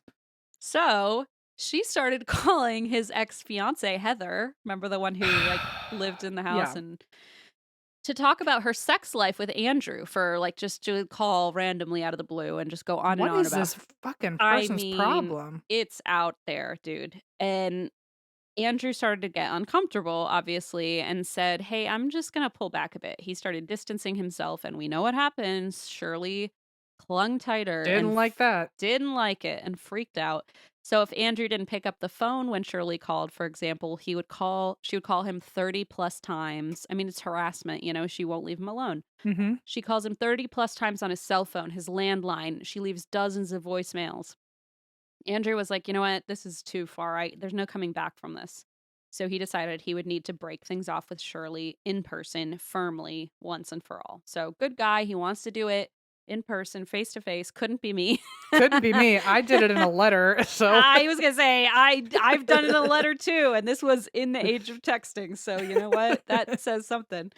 So in November 2001, he made this plan. Shirley was visiting him in Latrobe, and this has happened to me on the receiving end, as they got to the airport and she was about to board her flight, he broke up with her. that's rough. And That's rough. yeah, yeah. And she left. She flew home to Iowa, and Andrew felt relieved because he was like, okay, I did it. Like, I pulled off the band aid. I feel like she tapped the pilot on the shoulder in the air and went, "Turn this fucking thing around." And, like, Yeah, yeah. Hey, we're I've just had an hitting the ground. idea. Yeah. Yeah. So 2 days later, on November 5th, Andrew was at work and he told his supervisor, Dr. Clark Simpson, that Shirley had shown up at his house that morning at 5 a.m., just shown up in Latrobe at his doorstep from Iowa. So she did take a She U-turn. literally tapped this pilot and said, turn the fuck around. She And literally said, "Flip a bitch, let's go." he said, no thanks. And then he looked back at her and went, uh-oh. she means business. So they went back. So showed up at hang on. So like his like supervisor's house basically? Mm-mm. No, so he was at work and he told his supervisor. So the reason we Oh, know oh, all oh. this is because his supervisor, his name was Dr. Clark Simpson. Mhm. Dr. Simpson uh, basically relayed this story later to say, oh, he came to work. He said that she showed up at 5 a.m. on his doorstep. And apparently, Dr. Clark or Dr. Simpson said, hey, I don't feel good about this. Don't go home to her. Like, something's off. You Yeah. broke up with her. She shouldn't be at your house, right? Yeah. And he said, I don't think she's up to any good. And he said, why don't I go with you? Like, I'll just join you. And he said, either don't go or I'll join you. Go with somebody else, or maybe we call the police. But Andrew said, oh my gosh, no, it's no big deal. I'm just going to meet Shirley at a bar after work. And then I'll meet you at your place, at Clark's place, to the doctor. I'll meet you for a debrief afterward. But of course, Andrew never showed up at Clark's Mhm. home that evening. He also didn't show up for work the next morning. And that was when Clark knew something had gone terribly wrong.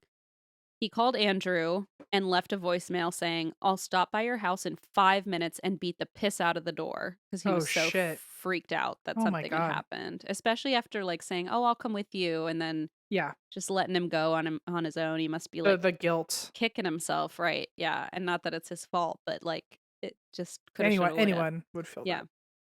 So Andrew was never late. This was so unusual. His colleagues immediately were feeling dread. Then, the news is on the TV in the break room, and they see that a man was found dead in a nearby state park. They already feel anxious about this, and then they learn new information that the man was found wearing medical scrubs. Mm. And that's when they all kind of assume they know who this is. So they're all gathered in the conference room soon after at the hospital, and their supervisor tells them Andrew is dead. He's been killed. Wow. And he is only 28 years old at this point. Right. So Clark immediately knows what happened because he's the one who said, hey, don't go home. She seems dangerous, right? Yeah. So he immediately calls the police and tells them that Shirley had something to do with this, or he thinks she does, because she came up to his house after they broke up and out of the blue. And so, of course, police immediately question her. And pretty immediately, I mean, I don't think that this woman is very discreet. They pretty immediately know something's wrong. Like Okay. she's done something. Like they Sure. like meet with her and they're like, oh, she's like a little bit out there. She definitely Something has something to do with it. you just get a vibe when people have like that intense of energy for Exactly, sure. especially when it's about someone they murdered, and it's like, Excellent point. oh, like, That especially. yeah, that especially. It's like, why are you even here in this town? Like, you're not even supposed to be here. They're just all red flags. So what they do is they gather evidence to file an arrest warrant. But guess who fled to Canada real quick? It was Shirley. Okay. Because even though she was living in Iowa at the time, She was like, she "I'm no idiot. I know it's coming." yeah, exactly. So she fled to Newfoundland where she had grown up. And Kate and David, meanwhile, are absolutely horrified. This is their only child. They've just adored him forever. Not that any parent is any different for Yeah, any it's their parent, but kid, yeah. it's just to give you an idea. They're completely shocked. Like, this is, I mean, they probably have heard that he broke up with his girlfriend, and they're probably just relieved that he dumped her. And now it's like, wait, he's dead 2 days later. I mean, it's just shocking. Yeah. So apparently they were so grief stricken that they actually both discussed dying by suicide once they Oh my had, god. yeah, they both agreed to join Together? suicide. Oh Yeah. my god. Because they Wow. were like, we don't know how to live without our son? Yeah. So his colleagues in Pennsylvania signed up for shifts to bring, and these are his colleagues in Pennsylvania. They haven't met his parents, back in Long Beach, but they just loved him so much Yeah. that they signed up for shifts to bring Kate and David meals. They had somebody always sitting with them That's so when they sad. I mean, I like, know. that's very warm and touching of like the I community to be know. there for them, but that's I mean, it's still to even have It to go through it. just feels even just so empty because it's just so dark of a situation. It just, like, so incalculable of a loss, and the hospital itself was in mourning. There were actually patients who had started signing up for wait lists to be one of his patients. Like, that's how much, Wow. yeah, he was like beloved in every community he was in. And I don't just say like he lit up a room, but he actually did, even though he was still in training, like he wasn't, officially out of medical training yet, but out of residency yet, but he had earned this reputation as somebody very smart, but also very compassionate. And people were so grief-stricken by his death that they actually had 4 different memorial services in different parts of the world. There was one in Latrobe, there was one in California, there was one in Newfoundland, and one in England. And some of Andrew's ashes were also spread in England, where he had spent many summers with his mother, Kate's family, and some were spread in Missouri, where he spent with his dad's family. So he just had a lot of people out there who were devastated by this loss. On December 12th, Shirley was arrested in Newfoundland due to evidence of her involvement in Andrew's death. Shirley initially told U.S. investigators that she was homesick in Iowa on November 5th and hadn't spoken to Andrew at all that day. But then they looked at her cell phone records and they were like, oh, well, that's weird. It says that you went from Iowa to Chicago on November 4th and you were headed southeast. So where were you going? Uh-huh. And it was very clear she traveled through Indiana. She made more phone calls from Pittsburgh, Pennsylvania on the morning of November 5th, which is only 45 minutes from Latrobe. So, like, she said, I was home in Iowa. She's 45 Like, minutes okay, away girl. from, she's in Pittsburgh. Like, Uh-huh. she's lying. So Andrew had told his supervisor, Clark, and, his friend, that she was at his home that morning at 5 a.m. And police discovered that she had actually logged into her own eBay account from his home computer that day. Oh, well, okay, that ought to do it. Yeah, that ought to do it. That night, she made a call from Cleveland, Ohio. So that's several hours from Pittsburgh. So she was clearly going back towards her home after presumably doing something horrible to Andrew. Yeah. On Tuesday, November 6th, which was the day after Andrew was killed, she was back in Iowa. And then she finally called Andrew's phone from Council Bluffs and said, hey, on the voicemail, just thought I'd say hi. Haven't heard from you in a few days. Love you. Bye. So how much time was that in between? So that call came the day after he was killed. So she Okay. drove all the way down, And then made the phone call as if like nothing ever happened. killed him, drove up through Cleveland back home, and the next day called.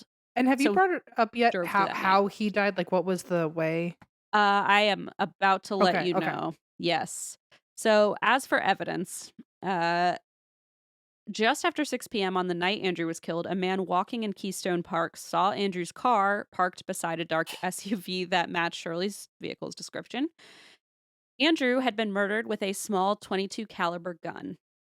He had been shot repeatedly. And guess who owned a .22 caliber gun? Not Shirley. Certainly. That's what she told everyone. Shirley, say it ain't so. Shirley couldn't be Shirley. It was Shirley. She owned a .22 caliber gun, and an unused bullet was found at the scene. Shirley had a shooting instructor who told police that Shirley's gun sometimes malfunctioned and ejected unused bullets. Oh, okay. Shirley had completed 3 lessons with this instructor, the final taking place just shortly before Andrew's murder. And Wow. when Shirley knew that investigators had caught her in a lie about her whereabouts, she was like, oh, well, you can take my gun. I promise it has nothing to do with it. But then she was like, oh, wait, no, actually, I forgot. I actually don't have it on me right now because I fled to Canada and I don't know where it is. Okay. Also, like, Uh, as someone who knew that, so okay, if she knew she had a malfunctioning gun, you think she would have at least looked around for the bullet, like, to make for an sure. unused bullet, that's such a good point. And on top of that, like, so was she getting shooting classes to shoot him? Probably. It sounds like she was literally trying to shoot him, like Yeah. like preparing for it. Because in my mind, it's like, oh, she just snapped one day and it happened. But this sounds like it was fully planned. The fact that she drove and the fact that she drove from her home all the way down, then drove back the same day, like it just feels like she had a lot of time to think about not bad doing it. news. Yeah, and the fact that she brought a gun, took shooting lessons days before the murder, like I mean, it really does track that this was Yeah. planned Yeah, ahead of time. this was not a because with everything else you've told me so far, I have been prepared for you to say like, "Oh, he said he wanted to get back with his ex, or he tried to break up with her for good," and then she just went like her eye twitched and Like it a was over. passionate Yeah, yeah, no, it's like she got on the plane, said, "All right," and he said, wild. "Okay, great. And that's so scary too. It's like for someone to be like, "Oh, I'm devastated, but okay, I understand." And then to Mhm. show up at your doorstep at 5 a.m. 2 days later and you're like, I'm going to work," Yeah. and then later that day they fucking kill you. It's just so scary. So she says she doesn't have the gun. In Newfoundland, she's released on bail, which was promised to the court to be paid to the court system by her psychiatrist, but fun fact, not actually paid. Oh. Uh, Hmm.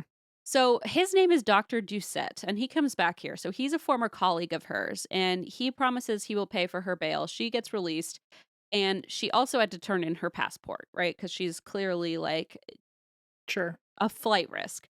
So she has to also check in weekly with the Royal Newfoundland Constabulary and Constabulary. is that the right word? I don't know. Like I've never heard that word in my constable? life. Like Yeah, a no, constable, makes sense. constabulary? And promise not to and it makes me wanna add another syllable, like It doesn't constabulary, like add in one more syllable, but I constabulatory. constabularian. That feels right. Yeah. That feels right. Oh, That feels like a contrarikaki. word. Yeah, yeah. No. Oh, yeah, so constabulary, I believe, and promise not to leave the area. I love that. They're like, you just have to promise you won't leave. Yeah. Pinky promise. It's fine. Just give us your word that we know you're good for it. We trust you. Yeah. Yeah. So she was free pending hearings for her extradition to the US when at a press conference, please note it was at a press conference on February 7th, 2002, she announced to the world that she was 4 months pregnant with Andrew's child. Oh, for fuck's sake. It just gets worse. Okay. Yep. David and Kate are just overjoyed. They have something now to live for. They Sure. But also literally, now you have to like the mother of your grandchild's a murderer. right. But they literally feel like, oh, we don't have to end our own lives. Like, we Mhm. don't, they felt like there was no way out but suicide. And now they're thinking, you know what? We have a reason to live. Literally, that was how they saw it. They said, we have to protect this child from his mother. Uh, I would have been so I mean, yes, I understand that side of it, but I also would be terrified for myself because 'cause I'd be like, for the next 18 years, I have to, like, wonder if but if this you is gonna think about it, affect him or she's on trial for murder. So it's like, oh, well, Oh, right, presumably, like you're right. the grandparents will have some hopefully some sway and so they jumped on this chance and they thought, you know what, we got to at least fight for this kid, right? Because like Mhm. you said, it's going to be real bad if we just let this woman raise this It's a long baby. road. Yeah, and so they felt finally they had like a new mission, something to live for, and they left everything behind. They used all of their financial resources to relocate to Canada, to Newfoundland, and Wow. fight for custodial rights as grandparents. Wow. Months passed filled with monotonous court sessions, and then they kept repeatedly delaying Shirley's extradition to the US. It just goes on and on and on. And Zachary ended up being born, little Zachary, on July 18th, 2002. And Kate and David were allowed to see their grandson once a week for 1 hour under supervision. On Okay. September 19th, Shirley's extradition hearing finally began. And on November 14th, she was incarcerated pending her extradition to the US. So Zachary went to live with his grandparents. Okay. And this is where he thrived. Shirley called their home every day to speak to Zachary. And once a week, Kate and David drove Zachary to visit his mother in prison. So they were really trying to play along. Mhm. Shirley appealed and was actually released in January 2003. Excellent. Yeah, it's not cute. And Zachary was returned to her custody. Now, it was declared that the crime of which Shirley was accused was specific because it was of an ex boyfriend, not just of the public at large, not of a child, not of a friend. And so they said, even though she's violent, like, we don't feel the public is at risk. We don't feel this child is at risk. And because she was obviously presumed innocent until proven guilty, the presiding judge decided that even if she were guilty, she's not a threat to the general public. Okay. And so they kind of gave her a little bit of a pass. So essentially, in other words, she was presumed to be a one-time killer. It was like you said, they thought of it as a crime of passion, and they said, "Oh, well, she won't do this again," right? So David and Kate were granted several weekly visits with Zachary, which must be so hard to Mhm. have him for that time and begin to really raise him and grow Yeah. to love him and attach to him, and then, he's suddenly taken back. And so they were allowed several weekly visits and one overnight visit every 2 weeks. And, like, this, I guess, elephant in the room is they, as a result of this, have to spend a lot of time kinda placating Shirley, the woman they Right. believe murdered their son. So they're here, Yeah. like, they wanna keep her happy so that she doesn't I would also pull custody, but, like, I mean, I know this is, like, kind of a stretch, but, my paranoid brain would very quickly also go to, like, what's stopping her from also trying to kill us if she's going to jail forever? Like, I just to know. make sure that we're not near her kid or whatever, or, like, so we're And you extensions never of know, especially Andrew. if she, like, surprises you with her behavior and you can't predict it. Yeah, you have Yeah. no clue. So they did everything they could to try and, keep the relationship civil. Again, knowing that this woman potentially probably killed their son. Mhm.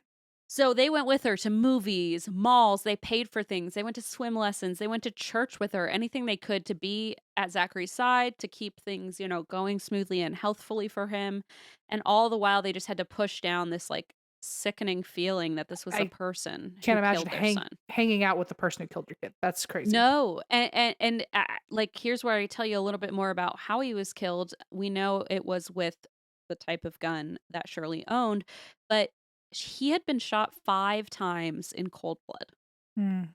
He was shot once in his chest, once in his face, twice in his buttocks, and then once in the back of his head. And then the sixth bullet was the one that had fallen out.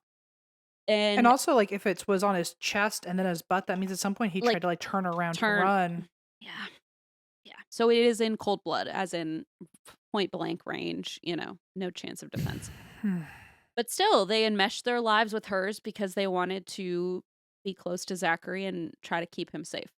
So David apparently really struggled with this for obvious reasons. He would constantly remind Shirley that if she wanted to talk about Zachary and his visits, she had to go through lawyers. Like, this was too messy of a situation for her to be calling them and trying to like make plans, but she was always kind of complicating and muddying the waters. At Zachary's first birthday in July of 2003, he kept running to Kate, his grandmother, instead of Mhm. opening presents with Shirley. And Hmm. Shirley accused Kate of trying to replace her as his mother. I told you. I told you that at some You point you're gonna be on called our bad it. side. You called it. And so tense, as Saoirse put it, is an understatement. Like, they are Mhm. on probably the tensest of terms that in-laws could be. Like, hey, murder and a baby and jail time, it's all just very, very, very intense. But Kate and David, their goal was to get Zachary out of the situation and raise him and keep him safe. So, all they could look forward to was that Shirley would be tried in the US, found guilty of Andrew's murder, they could get moving and get him back in their house.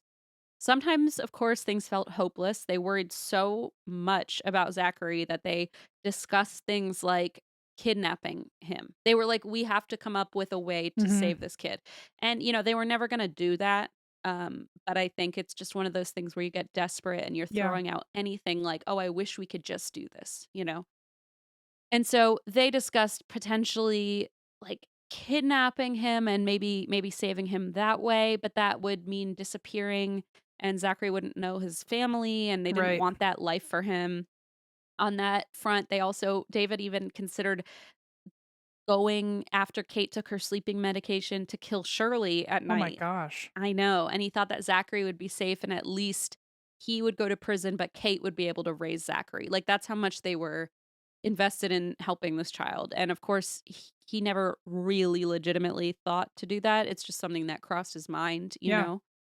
I don't They blame also him. yeah, I don't either. I mean, at that point, it's like you're desperate, you're cornered, and you've already lost the thing you love most. It's just heartbreaking.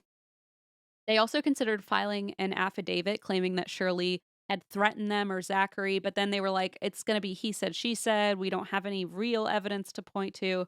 So, with the encouragement of their lawyer and child protective services, they just tried to be patient, which, as you know, is my least favorite thing to do on planet Earth. And their team just kept saying, "Just wait. We're confident the justice system will run its course and Zachary will be remanded back to your custody." So they continued to compromise with Shirley. They did everything they could to keep her content with the arrangement. They feared that any upset would like put Zachary in harm's way or take him out of their life. And thankfully, they at least received tremendous support from the community. They had joined this church at St. John's. And meanwhile, while they have this big community rallying behind them, Shirley is trying her best to live a normal life. How She, can you? I know, question mark. She starts dating this guy, but apparently he dumped her after his friends Googled her Well, that'll do it. and found out that she tried or was accused of killing her former boyfriend. And his friend said, "Hey, red flag." And so he dumped her. She called him hundreds of times, leaving angry voicemails and claiming that she was pregnant with his child.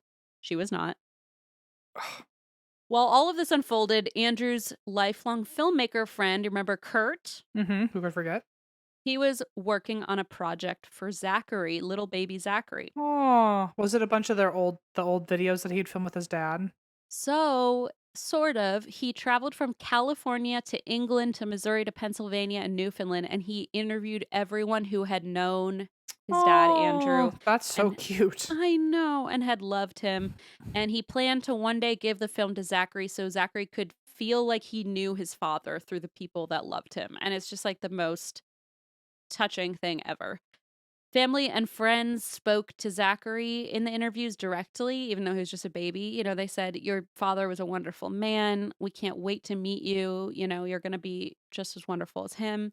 One Oh, friend who had never met the baby but who loved Andrew said to Zachary, little baby Zachary, "You are loved. I love you, and I care about who you're going to become." So it was just a wow. way of making him feel loved, even though his dad was out of the picture and his mom was potentially, going to prison. Zachary would never know his father, of course, but he was born into this like beautiful legacy, that's huge, tremendous support system in 3 countries across 2 continents. And Kurt, it was just so important to Kurt to kind of tell that story. So he finished his journey in Newfoundland, where he finally got to meet baby Zachary during a visitation with Kate and David. And he was a first in line of many friends who had heard about Zachary, but he got to meet Zachary finally. Nice. There was another extradition hearing scheduled for September 25th, which incidentally would have been Andrew's 30th birthday. Okay.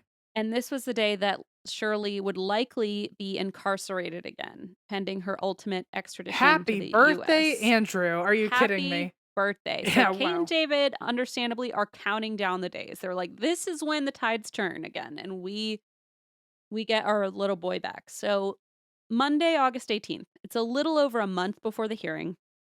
A constable sat down with Kate and David in their living room and said, "Shirley and baby Zachary are missing." She kidnapped him. Yeah. Just before midnight on Sunday, the prior night, Shirley left home in her oldest son's car. They had discovered the car in a ditch, but there was no sign of Shirley or Zachary.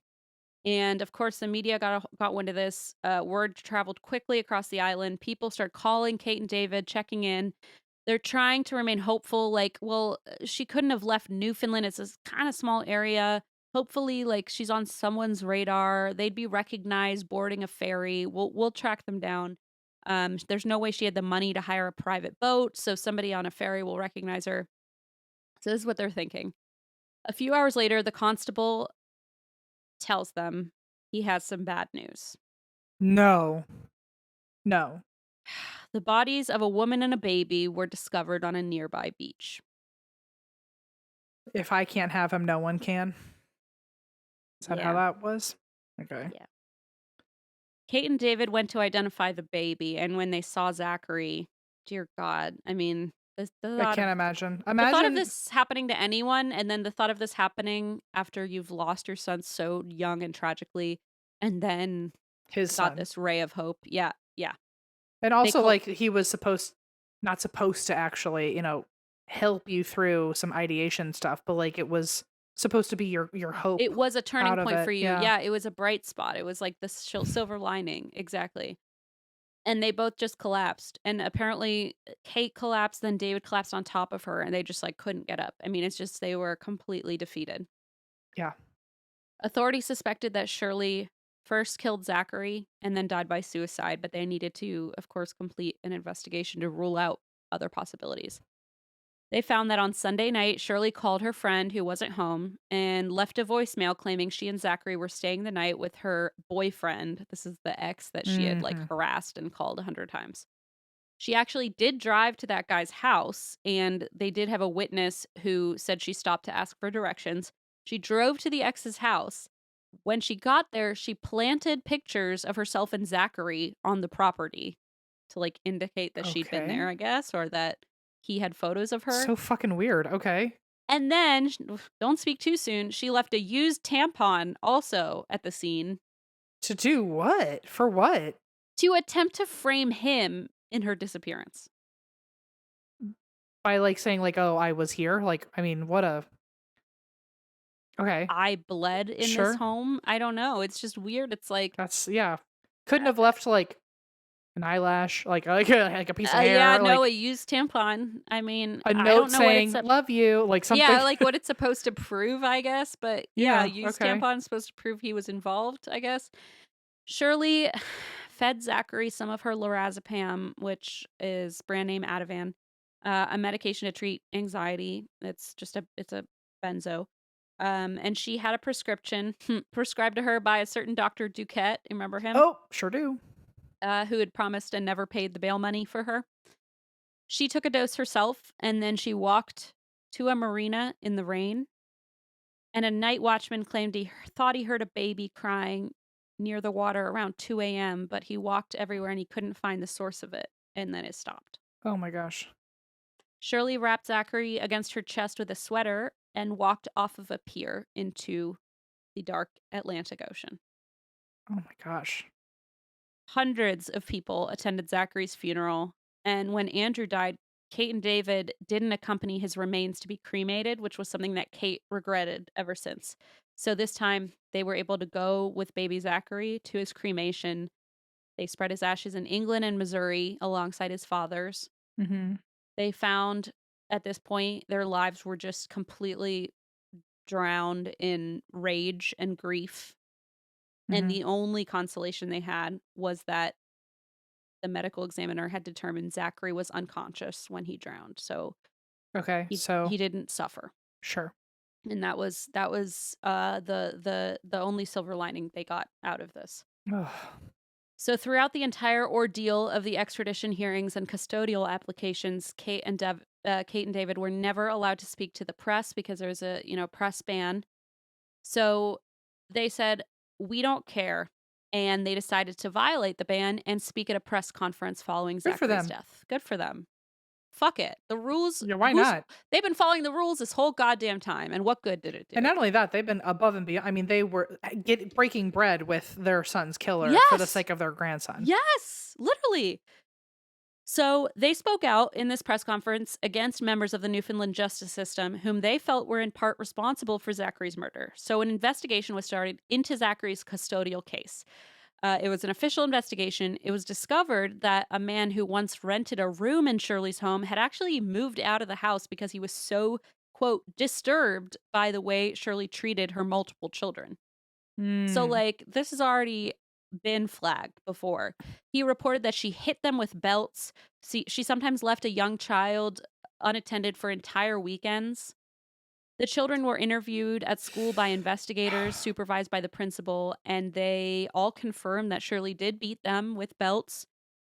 Shirley's then husband denied the allegations. The investigators wrote in their records that they tried and failed to contact Shirley, and they ultimately just closed the investigation without ever speaking to her. Oh, So great. just moved on. Well, we can't get a hold of her, so I guess she can have the belt back. No sense of urgency going on in Newfoundland. Pisses me right What off. is happening? Or anywhere. I'm just so pissed off about everything.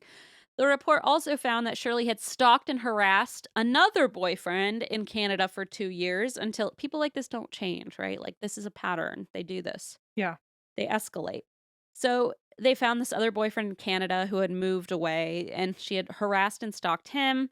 He apparently came back from moving away in 1999 and discovered Shirley at his front door, nearly unconscious, wearing a black dress and holding a bouquet of roses, like out of some like What? unhinged MySpace era, like Like he say came anything love which story. which is wild because so he came back and on a random day she was doing that. That implies that every day that he was It gone, does. she was Or doing it that. implies that she found out like the day he was coming back, moving back or Ew. something. Yeah, Honestly, like that it's person so should be bad. like so shocked that they're alive. No, I know, and I think they are. Like, I think the fact that this was never even brought up in any of the hearings or any of the custody stuff is so disturbing.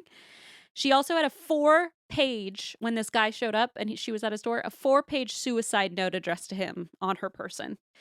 According to the report, police investigation revealed that Dr. Turner had evidently ingested 32 tablets of Unisom, which is an antihistamine, and 42 tablets of Nazone, which is like a nausea relief pill, in an effort to die by suicide, to overdose.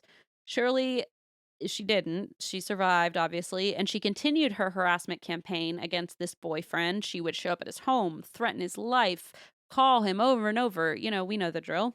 Mhm. Each time she arrived, he would contact the police. They'd make a record of it and escort her off the premises. But apparently, when Pennsylvania state troopers informed him that Andrew Bagby was murdered, he was like, hey, she's going to come for me next. Yeah. Like you said, he knew she was trouble. And if she had resorted to murder, he was like, well, with what she's done to me, I'm sure I'm next. Yeah, why wouldn't you think anything else? Yeah, and his roommate even slept on the couch with an axe for a month because they were so freaked out that she was going to come find them. I'm surprised the roommate even stayed. I would have been like, "How about we Bye. both go to my mom's house? How about Right, that?" yeah, let's both rent a cabin in Pigeon Forge. I don't Yeah. know. In October 2006, the review into the custody situation concluded that Zachary's death, baby Zachary, his death had been preventable and that his welfare had been mismanaged and neglected when he was alive. All I want to say is, like, I know, and it's so hard because I mean, they made the point, of course, like that this inquiry had more time and resources to really find all this information, but also it feels like she was so erratic yes. her And whole life. Like there was and never a period of peace or calm. and earlier when they were like, "Well, she's probably fine because she maybe it was a crime of passion and she wouldn't hurt the general public." It's like if you even have to have the conversation, I think she should have had some time behind bars. Hey, maybe Like, not a baby. Like yeah. if she's like killing a grown man, maybe don't give her a little baby. You know, it's just like that man's baby too. I mean, it's just wild. Like how could no one read between the lines of what was happening there? I Like think people can, but it's just like the structure's not built for it's like it's the system. the system, you know, not to be that guy, but like, what do you do? You know, it's like you have proof, you have anecdotal evidence, but like, I don't know. But so they did determine that this could have been prevented. So that was good at least. And yeah, duh, like you said.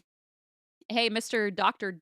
Duquette was found to have violated professional and ethical standards for his whole involvement, Mhm. signing for Shirley's bail, etc. And he was fined and required to undergo psychiatric counseling. International attention turned to Andrew's and Zachary's deaths when Andrew's best friend Kurt released his documentary, Dear Zachary. Oh, well, that's heartbreaking. I know, and this is the movie that I was mentioning at the top. It was released on Netflix um ages ago. It was one of the first kind of true crime things I remember watching on Netflix back when I lived in Glendale of all things. And it's a very beautiful tribute. It really is. He had turned the material, once intended as a private message. He was never going to make this into like a big thing. It was just meant for Zachary as like a Yeah. personal time capsule sort of thing. But instead, he had turned the material, once intended as a private message to Zachary from family and friends, into a feature film to memorialize both Andrew and Zachary and to seek justice. Mm. And the Bagbys pushed for legal reform, and after this film came out, that helped a bit. And in 2010, Zachary's bill was passed. And this is an amendment to the Criminal Code of Canada, which allows bail to be denied in the interest of protecting a party under 18 years Okay. old, which is just great. I mean, that's what we were saying. Like, Mhm. don't give her a baby, you know? 2 scholarships were funded in Andrew's and Zachary's names to support medical students in Latrobe, Pennsylvania, and at Andrews Medical School in Newfoundland. Kate and David ended up moving back to California, Southern California. And in an interview, David said, "You don't leave it behind, you don't get over it, you take it with you, but you move on." And Mhm. that is the story of just the worst possible thing. Story of Andrew Bagby and his parents who've just endured a lot of pain. And you found that on Reddit? So I'd seen the documentary like ages ago. I think it came Mm. out in like 2010. I don't know. It was a while ago. And let me see. 2009. And so I watched it back then. I remember thinking like this is bonkers, but we didn't have a podcast yet. And so then Mhm. like years later, I just sent Saoirse a thread on Reddit and they found this story and I was like, "Oh, yeah, Thanks for covering this one, yeah. that one's rough." And they said, "Oh, we'll do something else." And I said, "No, no, no, no. Let's cover it. You know, I know the story. I remember the movie. It's a beautiful tribute to them and, you know, it's just tragic. It's just super tragic." So, Mhm. that's the story. Wow. Uh, well done. Good to know you can watch more of it. If that wasn't enough, there's more to do. Yeah, I will say the movie is beautiful. When I first watched it, I didn't know what it was about. And I was like totally blindsided. So hopefully at least, you know, you go into it with kind of a understanding of the sadness of it. But yeah, it's a well done documentary. And I appreciate you all sticking around for this, especially if you're introducing this to someone new and they're sitting in the car like, what the fuck? Why did you make me listen to that? We're supposed to be going to Gatlinburg for a bachelorette party, not crying in the car. Welcome to your new life. There was uh